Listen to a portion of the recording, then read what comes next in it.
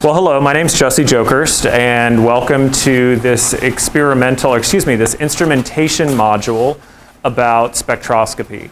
So today I'm going to talk to you a little bit about the principles of absorption spectroscopy. We're then going to talk, we're going to look at some instrumentation. We're going to look at what's under the hood, basically, of a absorption spectrophotometer.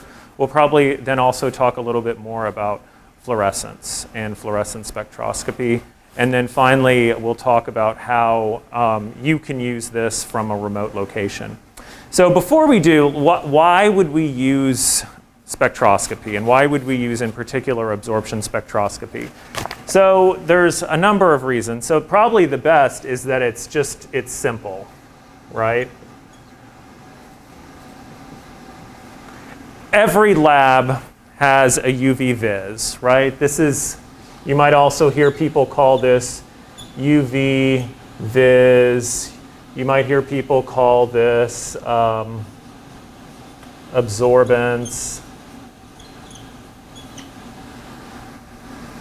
But what this is absorption spectroscopy, okay? And so why is this so popular? Probably there's one in every single lab on UCSD campus. And probably the best one is that it's really simple, okay? And it takes about 30 seconds to make a measurement. The measurement's generally pretty reproducible.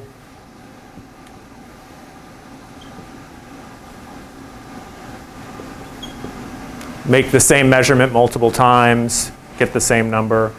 The other one is that it's fairly quantitative.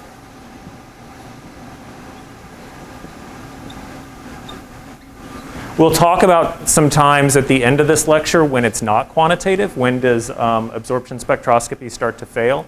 But if it's used properly, it's actually it's quite quantitative. Probably another reason is that it's versatile. So this technique has been around a lot longer than the field of nanoengineering. And it's been used with small molecules, it's been used with proteins. And in the field of nano, we use it on materials that absorb light, and a lot of materials absorb light. So you can think about things like quantum dots, carbon nanotubes. All of these materials absorb light in some capacity, okay? So this is some of the motivations of why you would use this. And I'm gonna change my marker color because black is not doing a very good job for me. See if we can get something that pops more.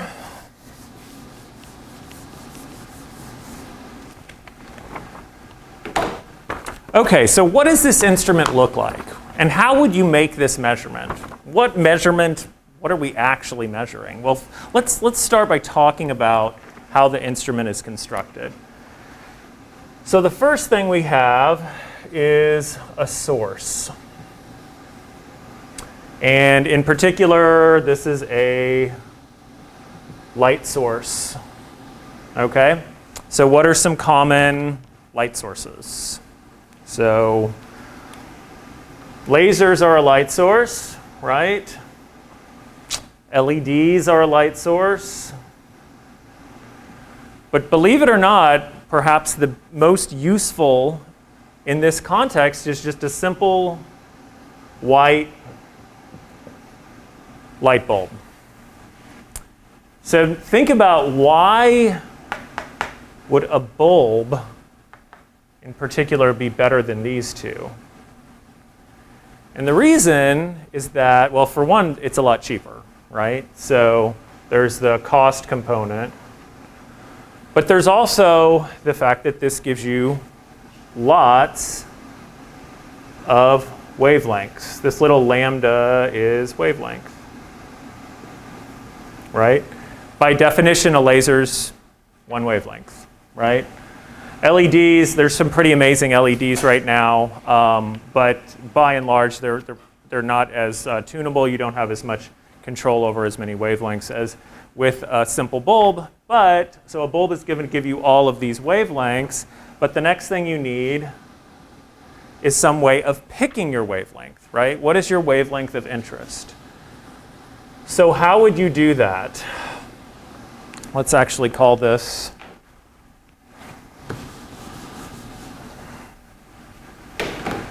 a wavelength selection, wavelength selector. So somehow of picking a wavelength, right? So we have this bulb, and it's going to be giving us lots and lots of wavelengths. So how do we pick one? Well, maybe we could use a filter. So there's red, green, blue filters. There's filters of all sorts of different bandwidths. Do you want to filter it down to 20 meters, 20 nanometers? Do you want to filter it down to 40 nanometers? How specific do you want this filter to be? Filters are generally not very useful because you're stuck with that one specific wavelength that they're meant for, right? And what we generally want to do in these kinds of experiments is look at lots of different wavelengths, at least relatively easy. So what people do tend to do is use what's known as a monochromator. And on the background reading for this, I talked in more detail, and hopefully you read in more detail about how a monochromator works. But briefly,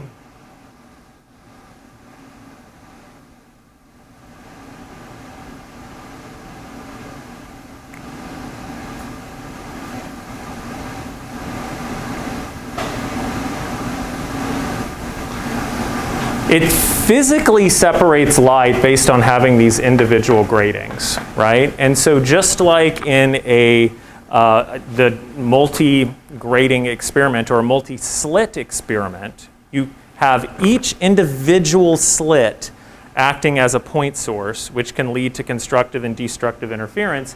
When you have white light incident on one of these gratings, each of these individual slits starts to act as a source, which can lead to constructive and destructive interference. And you take this white light and you break it into its component wavelengths. Okay? So, and this is done in space. You're going to see this on the instrument when we take the hood off of the instrument. So white light comes into your wavelength selector, and out is this light. And when I say in space, I mean it. Like here is 0 centimeters, and here is maybe 5 centimeters. Because you're going to see this band of light, right? Okay? So we've now taken our source, our wavelength selector, and we have these different wavelengths of light. Now we're going to pick one, okay? So what generally happens is there's some kind of slit, a very narrow, it's actually a physical piece of metal. And so right now, only the green light would pass through that slit, right? But if I move this slit up and down, I can pick which wavelength goes through, okay? The next step is your sample. So this is supposed to be a cuvette. Light goes through. So what can happen when light interacts with matter? Lots of things. You can get reflection, you can get refraction, you can get diffraction, you can have absorbance, we can have fluorescence. Okay, so lots of things can happen. So some of the light is going to bounce off. Some of it's probably going to bend and go that way. Some of it's going to pass right through. And some of it's going to be absorbed by the sample. Okay? The next element is going to be our detector. This is me drawing an eyeball, because an eyeball, the world's oldest detector. These detectors can be kind of a couple different things. Some of the oldest ones would be a photo multiplier tube. So a photomultiplier tube is, you basically have lots of charged surfaces inside of a dark tube. And so when one photon hits that charged plate, through the photoelectric effect, you get multiple electrons that come off. So this is charged, so it really wants to get rid of these electrons. This electrons fall here, which amplifies even more, amplifies even more. And so what happens is from a single photon, you end up getting lots of electrons. Okay? This is actually really old technology, but it's actually really powerful. Like, this is how people were doing single photon detection decades ago, is with a photomultiplier tube. They're also relatively easy to burn out. Okay? Most work that's done today does not use these. But it's still a pretty remarkable piece of equipment when you think about it. What's kind of more common now is what's known as a photodiode. And so what a photodiode has is, it's an awful drawing.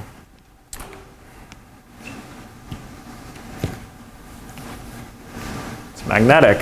We live in amazing times.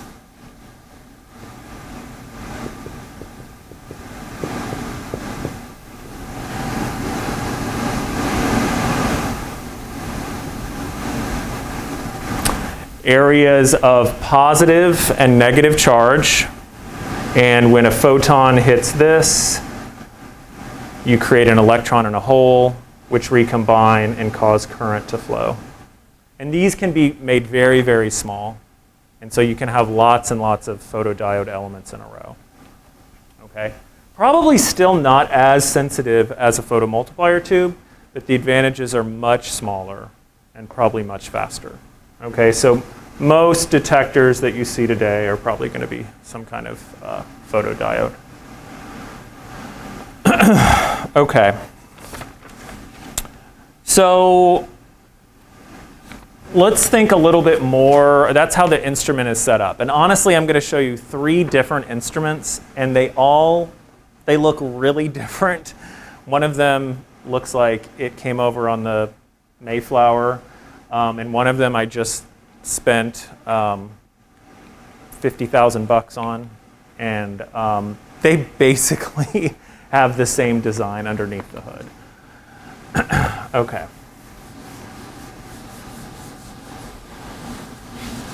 So how do we get to those advantages that I talked about? How do we get to the advantages of simplicity, reproducibility, quantitation?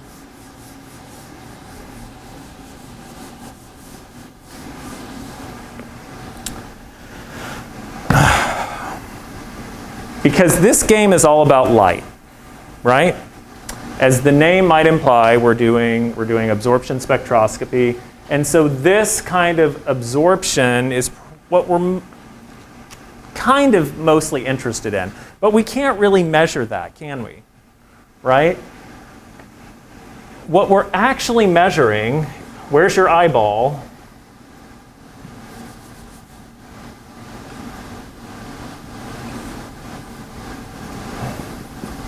What we're actually measuring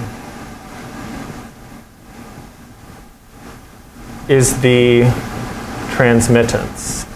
We're measuring the transmitted light. Okay? So all we know is how much light is hitting the detector. We really don't know how much light's coming out of the bulb. We could try to measure it, but it actually varies quite a bit as the current goes up and down in the building, right? So it's not a great measurement to make. But this is actually what we can measure. Okay? So to try to get some quantitative information out of our sample, we have to do what is known as a blank. Okay? And so the blank is your sample that has is a material that has everything except for your sample. So if your sample is a quantum dot in buffer, and it looks like this, hopefully you can tell that's kind of blue. It's kind of blue. We'll do a zoom up on this later. The blank is just everything except for your quantum dots, right? The exact same cuvette, the exact same solvent, everything's the same except for the material you're interested in. Okay? And so what then we can measure is the T, which equals transmittance equals I over I naught, where I naught is the intensity of the blank, and I is intensity of the sample. Okay? So put in the blank, measure the light that hits here, that's your I naught, then replace it, put in your sample, that's the intensity of the sample. Okay? So what values can this have then? Right? By definition, this has a value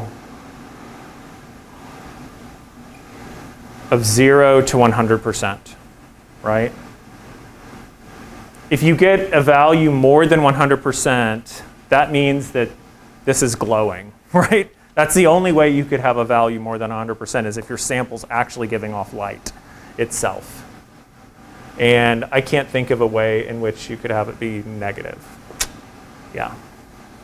Okay. So,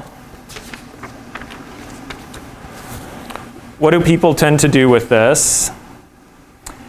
People tend to actually not work with transmittance very much. What they tend to do, because it's more linear, is to take the negative log of this, and that is what's known as the absorbance.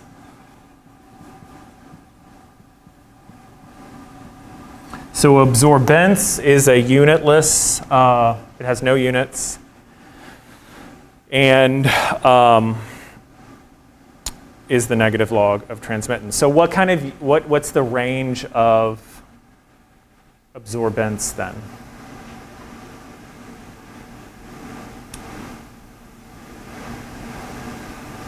Well, if it's from 0 to 100,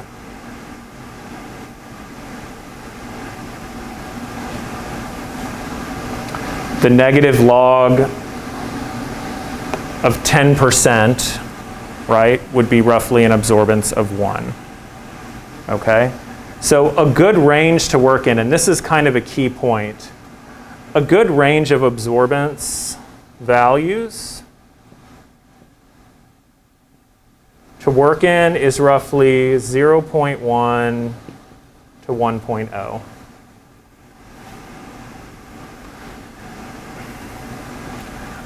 What would be bad is an absorbance of 4. Because an absorbance of 4, what does that mean about your transmittance? That means your T is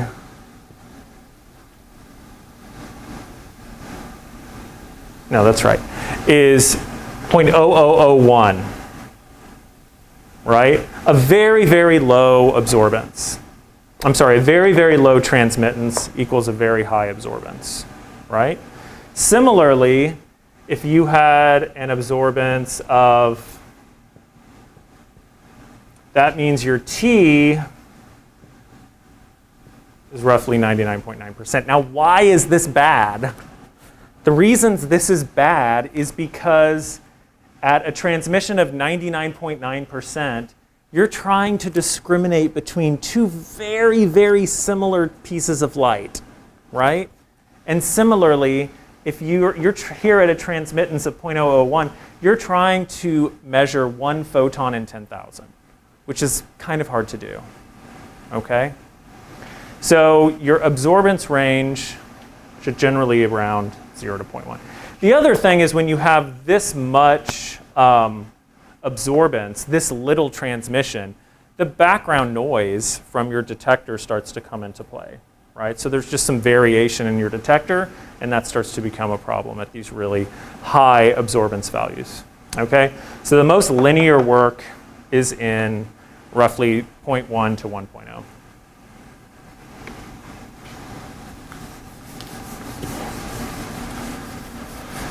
Okay, let's talk a little bit more about absorbance.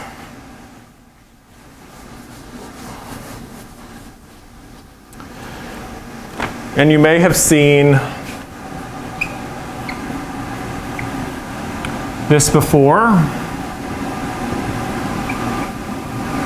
which is Beer's law. And believe it or not, I mean, Beer's law is really old. It's been around for a long time. But I still use it all the time in my research.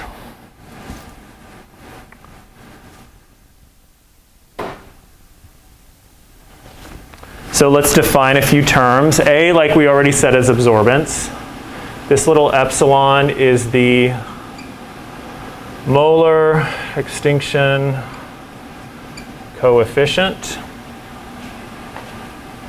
And it has units of inverse centimeters, inverse molar. Really weird units, but that's actually what it is. B is the path length, and that has units of centimeters. That's actually the distance of that you're doing the absorbance in. So it's the dimensions of a cuvette. And fortunately, most cuvettes are 1 centimeter, which makes this really nice. And then C is your concentration in units of molar. The concentration of what you're studying, okay? Concentration of your nanoparticles. Concentration of the drug that you're putting in the nanoparticles, right? And that's a key point, is that the molar extinction coefficient is specific to a species and a wavelength, okay? So when you define a molar extinction coefficient, I didn't spell extinction very good, did I? Looks like exciton. Extinction. You might also hear this called molar absorptivity. Molar absorptivity. Same units, same term, different name. But this epsilon term is specific to a species and a wavelength, okay? So what do I mean by that? I mean that if you plot the absorbance versus wavelength for, let's say, methylene blue,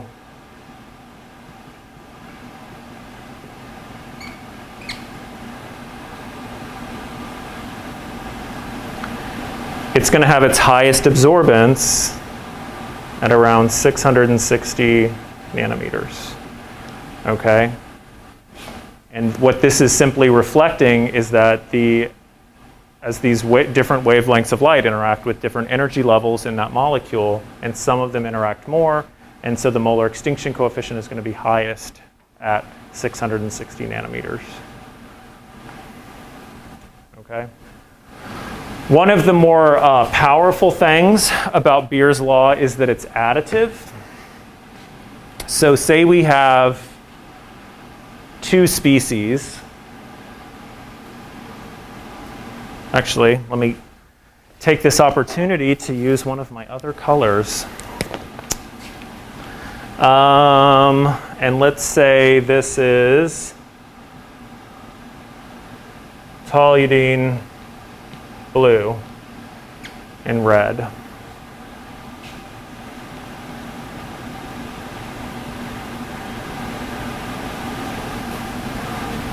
And let's say it has a peak here at 500 nanometers.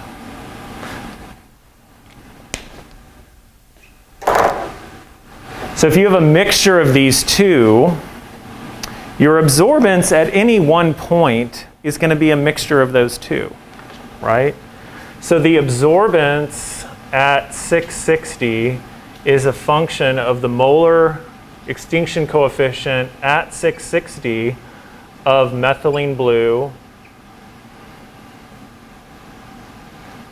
path length, concentration of methylene blue, plus the molar extinction coefficient at 660 of toluidine blue, path length, concentration of toluidine blue. And similarly, the absorbance at 500 is a function of the molar extinction coefficient at 500 of methylene blue, path length, concentration of methylene blue, plus molar extinction coefficient at 500, toluidine blue, path length, concentration, toluidine blue, right? Most of the time, these values are known. You can look them up. You generally know your path length. In fact, you almost always know your path length. And so therefore, what you can do is you have two equations and two unknowns. And so it's pretty easy to solve these for complicated systems, okay? And determine the ratio of mixtures.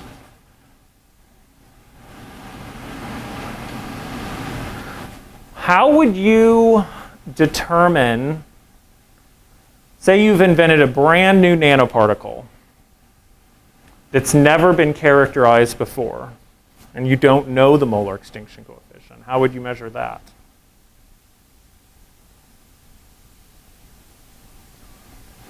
So if we think back to our original Beer's law equation, what we could do is simply plot absorbance versus concentration. And you have y equals mx plus b. If you did your experiment right, b should go to 0. B is just your blank, right? And if you did your blank correct, it should be 0. So therefore, the slope of this line is the molar extinction coefficient, okay? Because this is A equals mx, okay?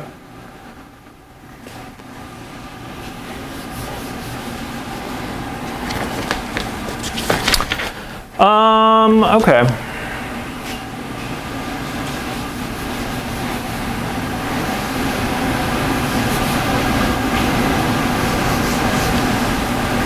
So let's talk about when Beer's law fails. So again, this is a really powerful tool to have these kinds of relationships between absorbance and concentration. Because once you have this, you can drop in an unknown absorbance value and you can calculate a concentration. Okay? We already talked about a few. One is these absorbance values, right? So if you keep going higher and higher and higher, eventually you're just going to hit a plateau, right? And it's generally around 4 absorbance units. But look, even here, you've started to lose linearity. So that's why you generally want to work in this area. So excessively high concentrations,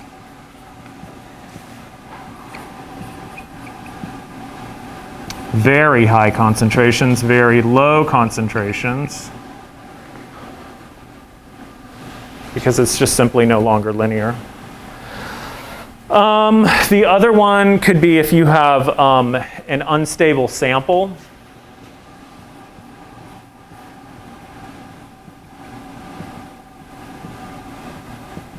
So maybe there's an equilibrium in your sample, right? Maybe it's moving in between two different chemical states.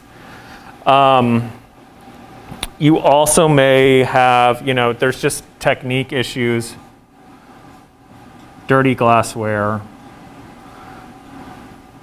But believe it or not, what's not one of the biggest problems? What's generally not a big problem is stray light, right? So I'm going to show you this old spectrophotometer here in a minute, and I have the cover off of it. And it still makes really accurate measurements. And the reason is why? Think about that for a minute. How can I still get accurate measurements if the cover is off and I've got all the room lights? Right? The reason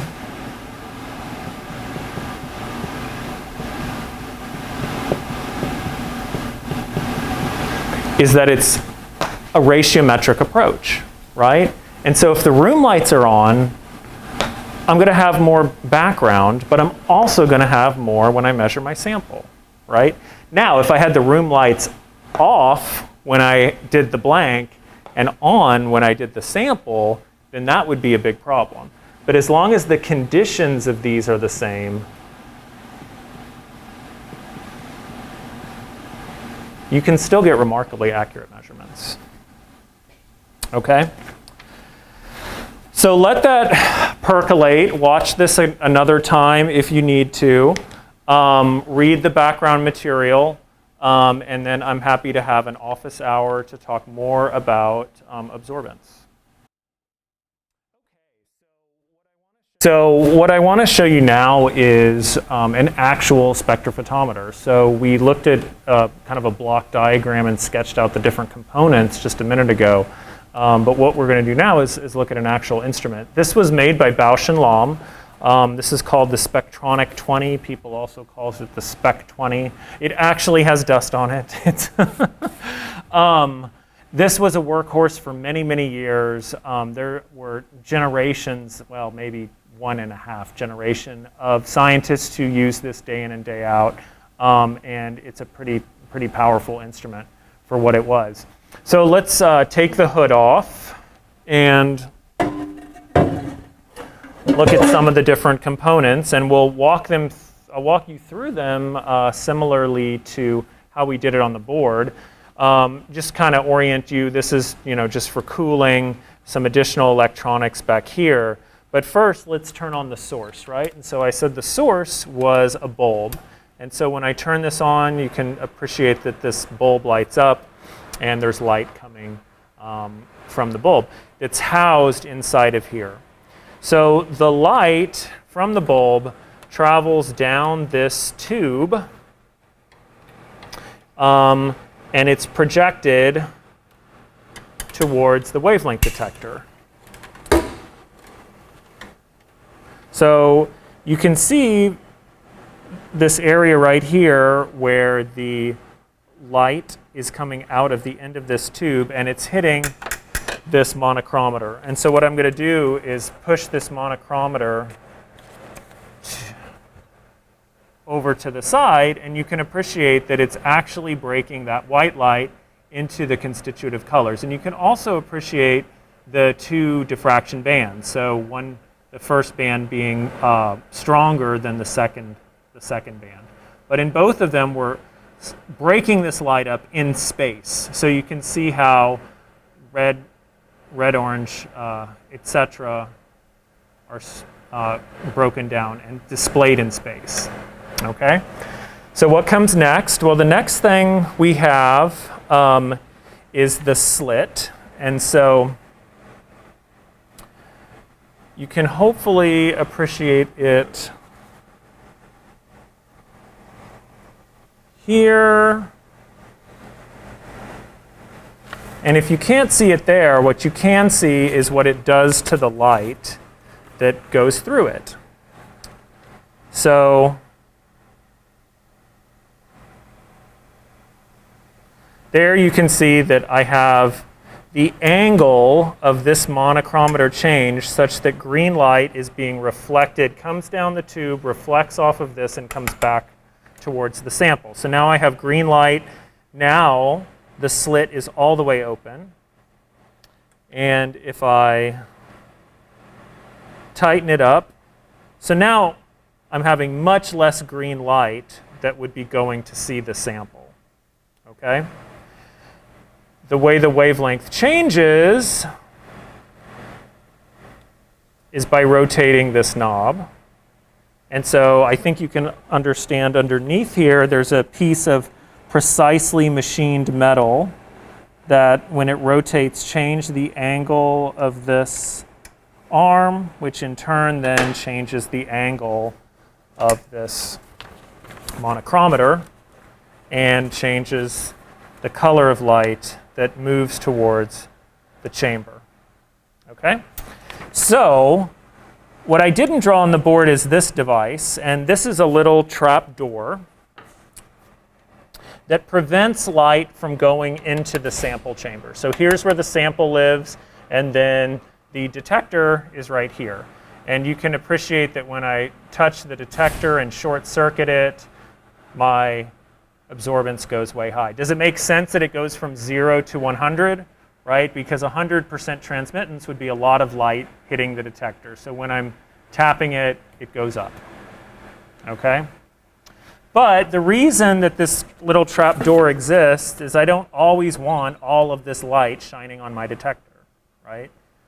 Because it might burn out my detector. Okay? So when a sample goes in, there's a little trap door that lifts up, and that allows light to go through, pass through the sample, and to the detector. Okay? So those are the exact same components that we talked about earlier. Okay?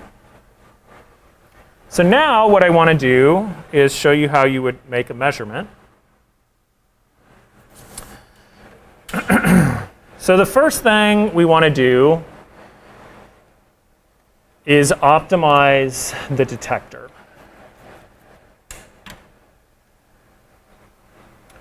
So I already said that this is our detector. The detector has what's known as gain. And gain basically adjusts how sensitive the detector is. Okay? So if there's more gain, it's more sensitive, meaning it can detect smaller amounts of light. What that actually means is it's how much extra potential is being placed across the detector. So if I'm putting more potential, I'm putting more electrons, there's more electrons sitting there, and therefore when a photon comes, it's more likely that those electrons are going to flow and create current and cause this analog detector to move, right? If there aren't many electrons hanging out on the detector, it's going to take even more photons to get current to flow, okay? But what's the right amount of gain? Well, with this trap door closed, theoretically, there should be zero light hitting the detector, right? So therefore, there should be zero transmittance. Okay?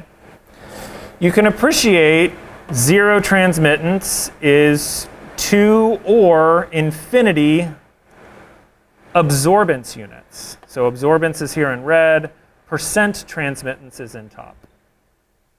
Okay?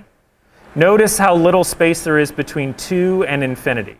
You think you want to try to work there? No, right? That's what we mentioned earlier on the board. Okay? So I have my detector optimized. Now, the next thing I want to do is pick a wavelength. The sample I'm going to measure is methylene blue, which looks like this. It's blue. So what wavelength do you think I would want to use and why? Well, first of all, where do you think this material absorbs light? Well, if it looks blue, that probably means it's reflecting blue, right? Because your eyes can detect it. And if it's reflecting blue, it's absorbing other wavelengths like red. And so this actually absorbs in the red. And that's generally true of a lot of blue-colored materials. They absorb in the red. Okay? Now, I just happen to know that this absorbs around 665 nanometers. Okay, so I'm going to set this to 665 roughly. Okay? So now my detector's optimized, my wavelength's optimized. Now I'm finally ready to put in the blank.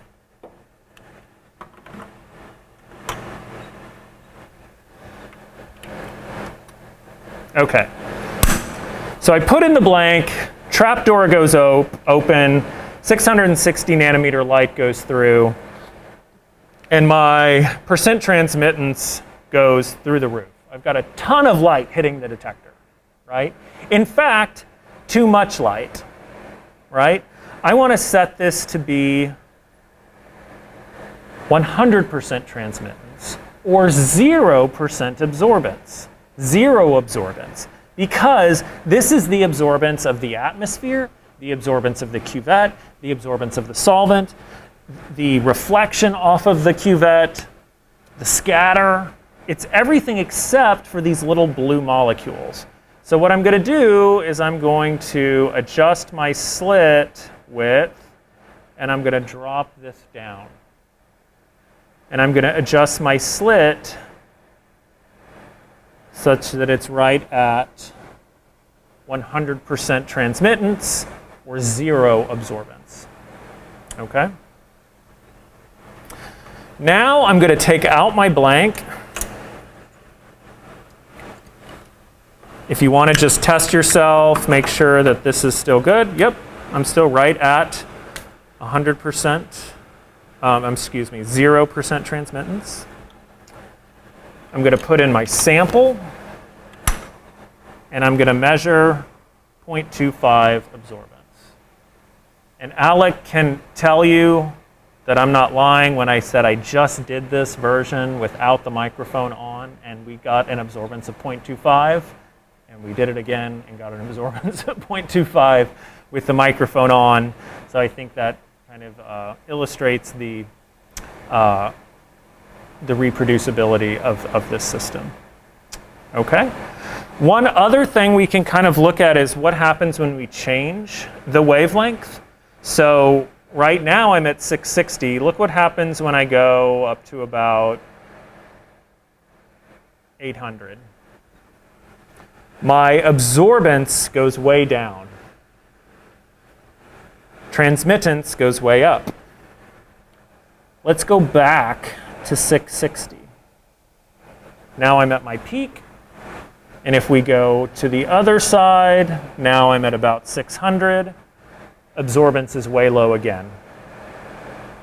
Now I'm at about 640. So what's happening is we know that the absorbance changes as a function of wavelength. I'm at the peak, and I'm just simply going to one side or the other. Now, so this is kind of spectroscopy. However,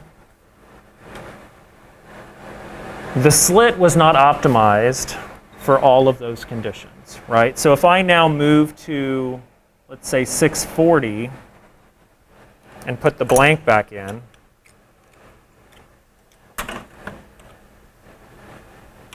this should still be correct. But when I put the blank in, I'm no longer correct here. because my slit was optimized for a different kind of light, a different wavelength of light. So back in the day, in order to get a spectra, you had to optimize this for every wavelength, which would have caused me to drop out of graduate school. So that's what modern spectrophotometers can do for us, is very quickly look at hundreds of nanometers of light. But they still use these same basic principles. So now we can look at a slightly newer system.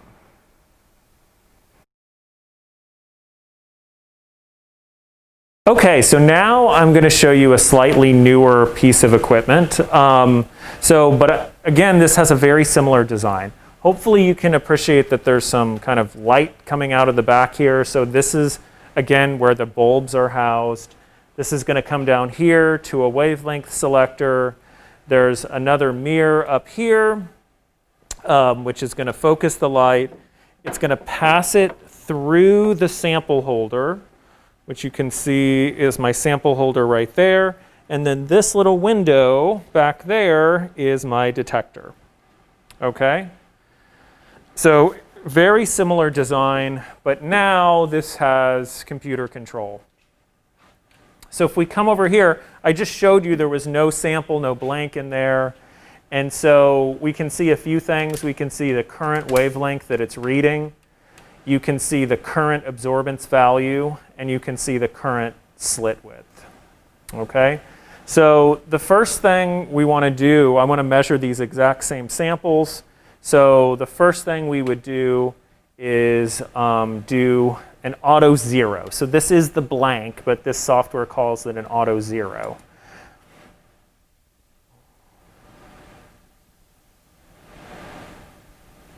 And it's going to give you an error message that says, remove the samples, then press OK to perform a 100% T/0A correction, aka auto zero. All of those words, none of them are blank, and that's what this is doing, because it says remove the sample and do a 100% T correction. Okay? So I put in my blank, and now I'm going to hit OK. And so you can see it working up here. You can see that it's moving through these different wavelengths. It's collecting the 100% transmission information.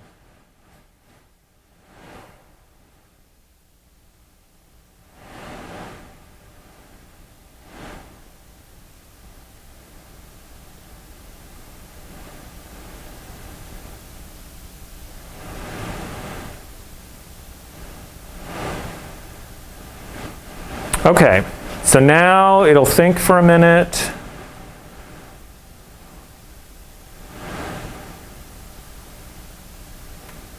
And we are now idle, so we're ready to collect a measurement.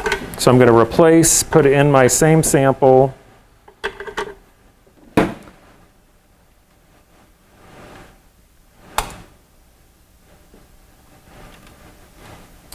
Okay, so it says put in your sample and press OK.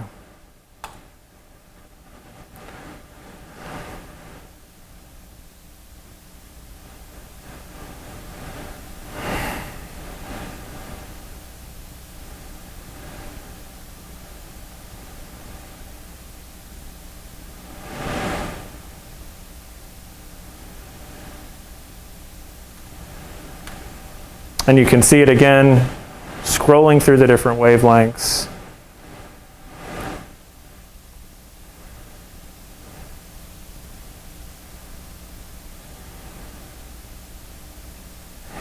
And we can now see that our spectrum came up. And now it's going to say, give me another sample. Let's measure your next sample, but I don't want to measure another sample. So I'm going to hit cancel.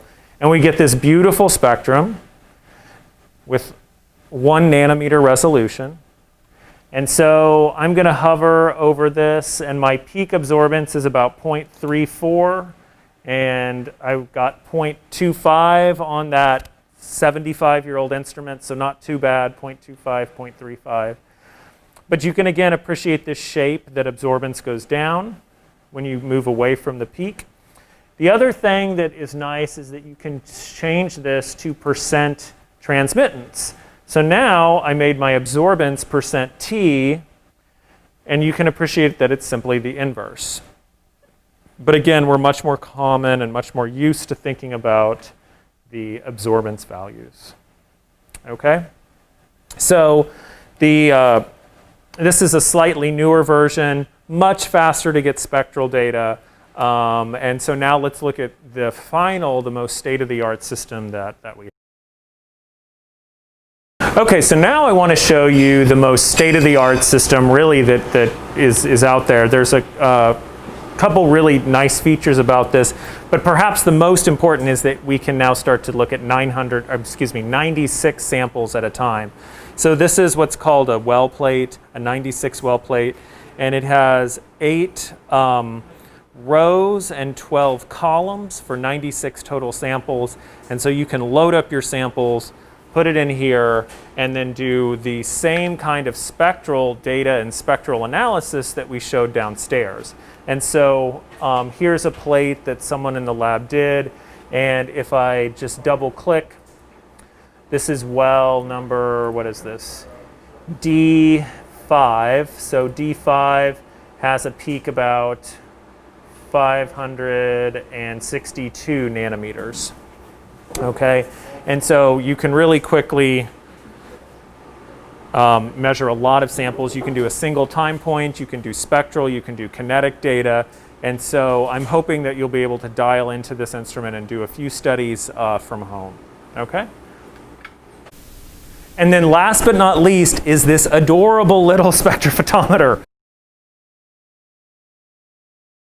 So this is called the Nanodrop, and this thing is not great at analyzing a lot of samples.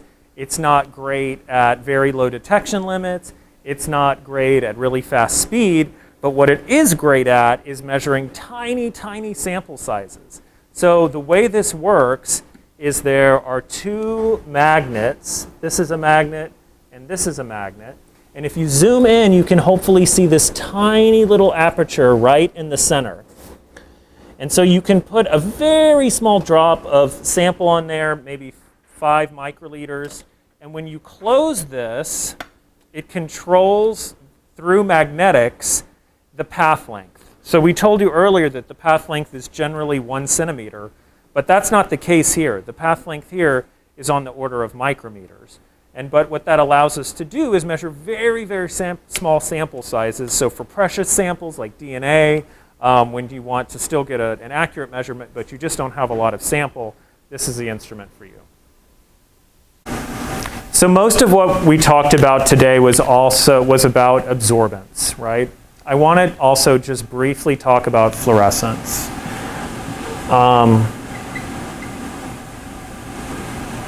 Okay, fluorescence is similar to absorbance in that they both use light, but whereas absorbance is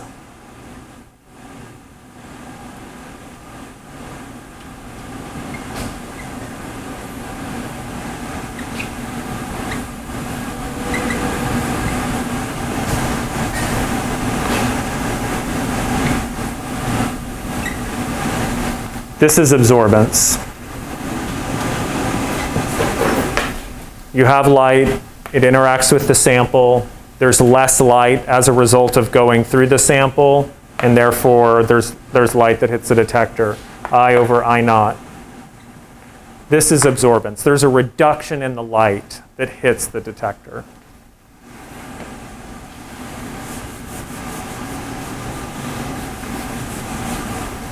In fluorescence, we still have a source. We still have a wavelength selector.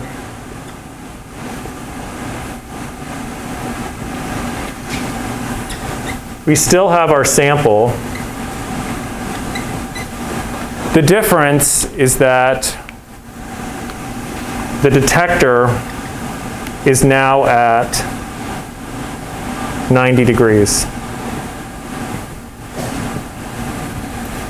Because what we're doing in fluorescence is we're using light to create light in the sample. we're causing the sample to glow. Okay? So this is light in, light out, but it's a different kind of light. Okay?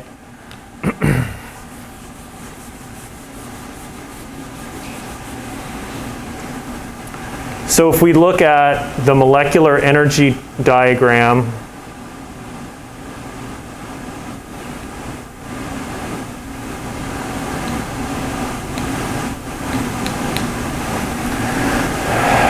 these are electronic energy levels within